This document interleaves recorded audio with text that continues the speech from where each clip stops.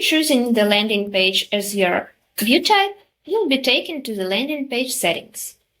The first thing you'll configure here is authorization as well, but for the landing page, only no-code options are available.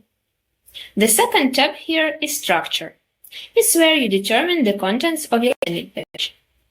Beside the header, the hero section and the footer, the usual sections of the landing page, you'll be able to configure the body section. This is where your main loyalty elements will be.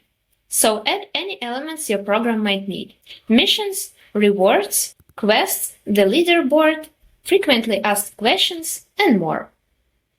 Here's what the finished loyalty landing page looks like. At the top, you've got a header and the hero section with a program description. And below, there are different loyalty elements: quests, rewards, referrals, and the leaderboard.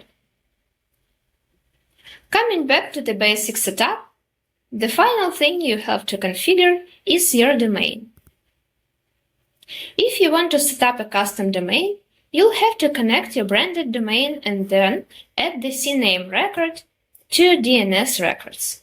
You'll also have to add the TXT verification record. The way to do it differs by provider, so we won't cover it in this video. For a more detailed instruction, please see our documentation. The link is provided in the description under this video. Here, when you're all done, also click Save and move on to the next step.